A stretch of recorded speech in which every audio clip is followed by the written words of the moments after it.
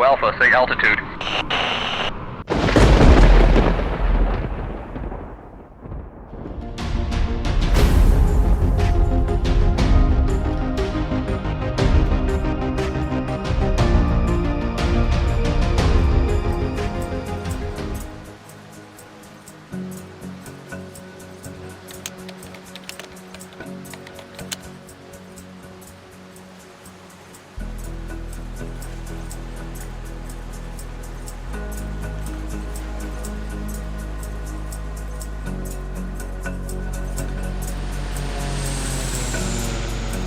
After a few days of sun-soaked bliss in the Bahamas, a Pilatus PC-12 cuts smoothly through the tropical air as the Bramlage family departs from Treasure Cay Airport, beginning their journey back to their hometown of Junction City, Kansas. With cherished memories of their island holiday, the family now looks forward to the familiar comforts of home, approximately 1,200 nautical miles away.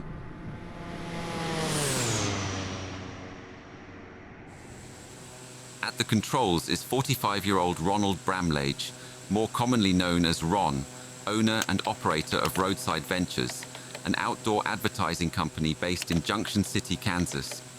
Ron is also a successful real estate broker and developer with years of experience in the field.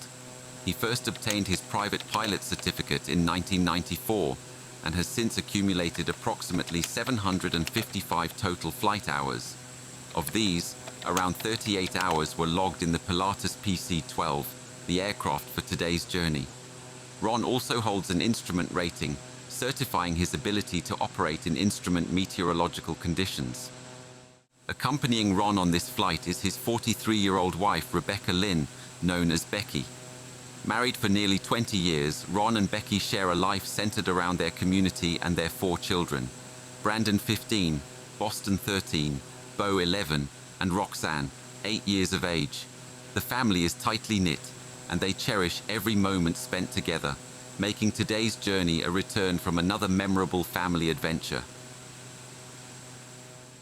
Having departed Treasure Cay Airport at 9:25 a.m. on this Thursday morning, the Pilatus PC-12, registration November 950 Kilo Alpha, embarks on the first leg of its journey, a short flight to St. Lucie County International Airport in Fort Pierce, Florida. This initial segment is less than an hour's flight time, covering approximately 165 nautical miles. The plan is to refuel and clear customs at Fort Pierce before continuing the route back home to Freeman Field Airport in Junction City, which lies another 1,075 nautical miles away.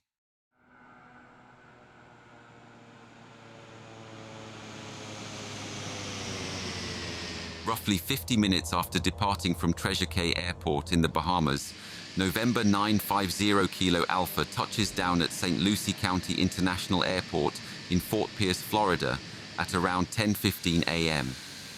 Ron taxis to the designated parking area, and the family disembarks without delay.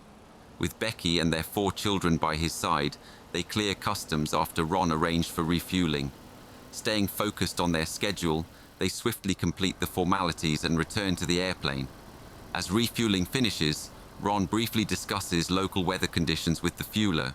He files an IFR flight plan for the next leg to Freeman Field Airport and begins the startup procedures, readying for the final stretch home. Fort Pierce ground 950 Kilo Alpha, ready to taxi. Pilatus 950 Kilo Alpha, cleared for taxi runway 28 left via Alpha. Taxi to runway 28 left via Alpha, 950 Kilo Alpha.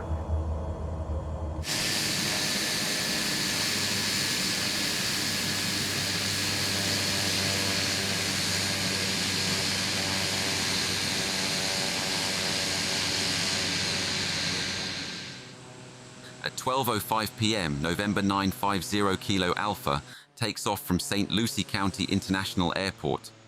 Shortly after departure, as the aircraft climbs towards a west-northwesterly direction, communication is handed over to the Miami Air Route Traffic Control Center. Miami Center, Pilatus 950 Kilo Alpha, just off Fort Pierce at 1,000 feet. Pilatus 950 Kilo Alpha, Miami Center, roger that. Climb and maintain 9,000 and ident. Climb and maintain 9,000 ident, 950 Kilo Alpha. November 950 Kilo Alpha. Radar contact 2 miles west of Fort Pierce Airport, leaving 3000. Cleared direct to Lakeland. Cleared direct Lakeland. November 950 Kilo Alpha. Say altitude. 1,600. Roger, thank you. Just 2 minutes after takeoff at 12:07, the R3 controller at Miami Center alerts Ron to adverse weather conditions along his planned route. 950 Kilo Alpha. Area of moderate to heavy precipitation between 12 o'clock and 2 o'clock, about 30 miles in diameter. Thank you. Can I trouble you with the identifier for Lakeland?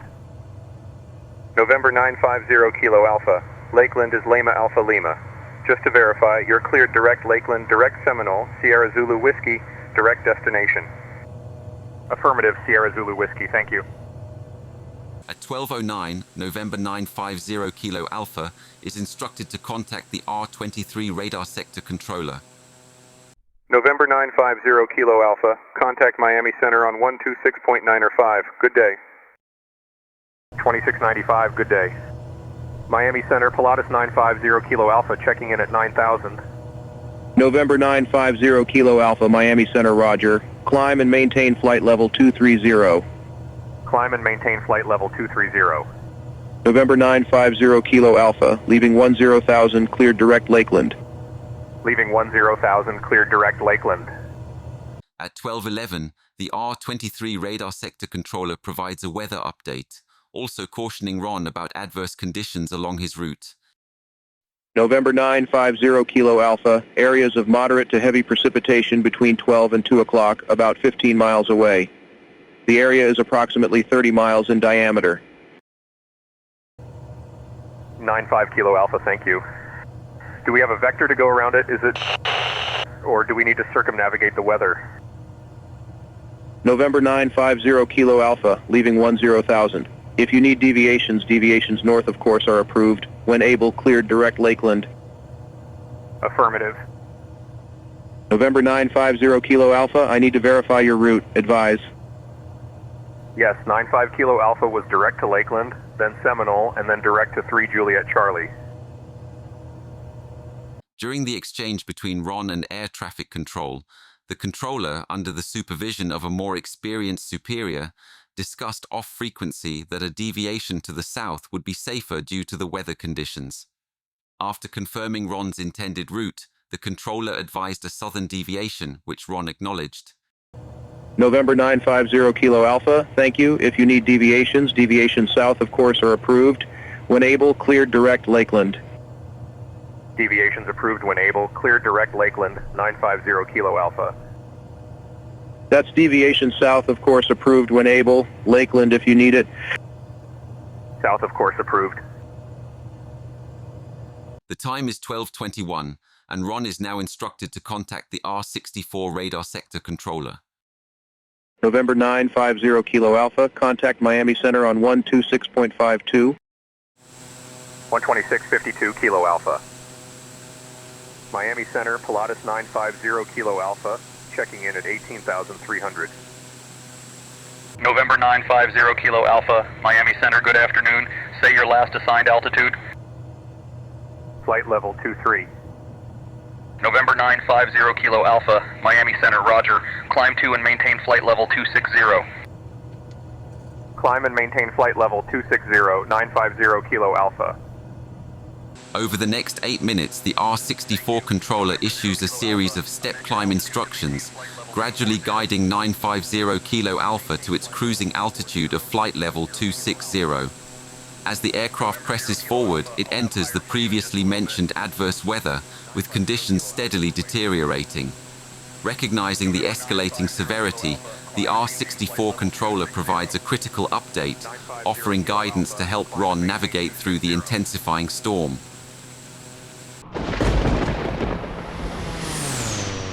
Pilatus 950 Kilo Alpha, up to the northwest of Lakeland. I'm showing a large area of precipitation, moderate to heavy, followed by some extreme weather up toward the northwest. Take a look at it and let me know which way you'd like to deviate.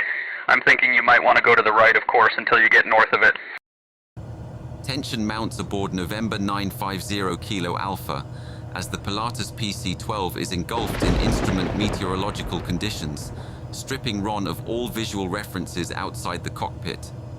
With the weather worsening by the moment, the R-64 controller becomes a vital lifeline, offering steady guidance and doing everything possible to assist Ron in navigating the escalating challenges.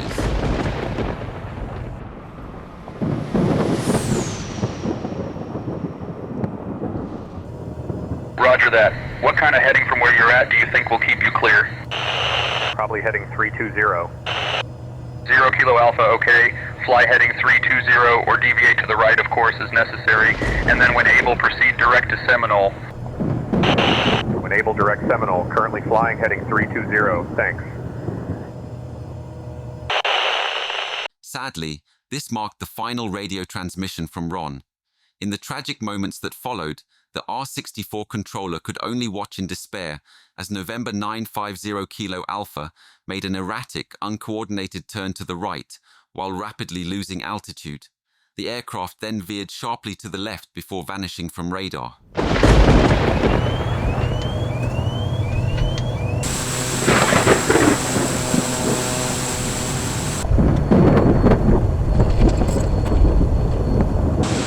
50 Kilo Alpha, say altitude.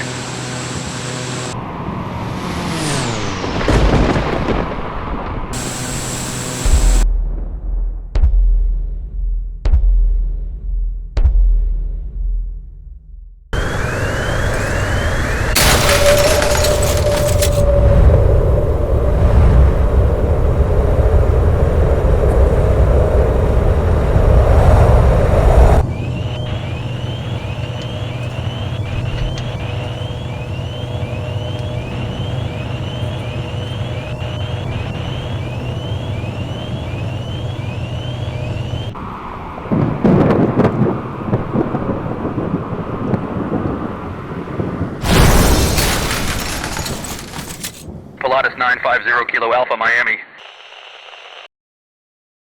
That breaking news, we're learning more details about the plane crash in Florida that killed a family well known to the K-State community. We have confirmed 45-year-old Ron Bramlage, his wife, 43-year-old Rebecca, and their 4 young children were killed when their small plane crashed in Lake Wales, Florida. Ron Bramlage was piloting that plane you see there. Bramlage's father is the namesake of K-State's arena, Bramlage Coliseum. Ron Bramlage owned an investment company. Becky was school board president in Junction City. Family was... Local law enforcement promptly responded to the crash of November 950 Kilo Alpha, located within the secluded, swampy terrain in southeastern Polk County, near Lake Wales, approximately 37 miles southeast of Lakeland. Compounding the profound tragedy, the remains of all occupants were recovered from the wreckage, except for 13-year-old Boston. In a heartbreaking turn of events, his body was discovered later some distance from the crash site, having been ejected from the aircraft prior to impact. This harrowing detail amplifies the depth of sorrow surrounding an already immeasurable tragedy. Wreckage analysis confirmed that the PC-12 suffered an in-flight breakup prior to impact. Structural components, including sections of both wings and the horizontal and vertical stabilizer, were scattered across a 2-mile area along a northeasterly path, consistent with catastrophic structural failure in flight. Closer examinations revealed that a portion of the right wing separated and struck the fuselage, tearing a hole near the passenger windows and further compromising the aircraft's integrity. Fracture patterns on the wings and stabilizers displayed evidence of overstress failures, with no signs of pre-existing fatigue. These findings conclusively indicate that the aircraft broke apart while still airborne, highlighting the catastrophic nature of the event. After an extensive investigation spanning 2 years and 5 months, the NTSB released its final report on November 24, 2014, detailing the tragic accident of November 950 Kilo Alpha. The report identified pilot disorientation while operating in instrument meteorological conditions as the primary cause, along with the subsequent failure to regain control of the aircraft's destabilized flight path. The investigation further highlighted several contributing factors. The investigation revealed that the pilot's limited recent experience in instrument flight played a significant role in the accident. Between 1997 and 2004, Ron logged only 28 hours of actual instrument flight time, averaging about 4 hours per year. From 2004 to 2012, this declined even further, with less than 4 hours of instrument flight recorded over 8 years. This lack of recent and consistent practice left him unprepared to navigate the adverse weather conditions, severely affecting his ability to manage the challenges of flying in IMC. Another critical factor identified in the investigation was the autopilot disengagement during a shallow climb and slight right bank, leaving the aircraft in an unstable flight attitude. The sudden loss of the autopilot required Ron to take immediate corrective action and manually fly the airplane, a challenging task in instrument meteorological conditions. However, instead of focusing on flying the aircraft, Ron attempted to troubleshoot the autopilot system during a critical moment. This action, combined with his disorientation, allowed the aircraft to enter an unrecoverable spiral dive.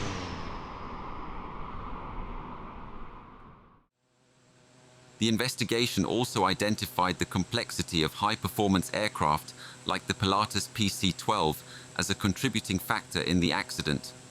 While certified for single-pilot operations, the aircraft's advanced systems, high-performance capabilities, and autopilot require significant skill and experience to operate, particularly in challenging conditions. With only 38 hours in the PC-12 and 45 hours in turbine aircraft, Ron lacked the proficiency typically recommended for solo operations. Over-reliance on automation compounded Ron's issues, leaving him unable to manually recover the aircraft when the autopilot disengaged. This highlights the need for rigorous training and awareness of one's own operational limits.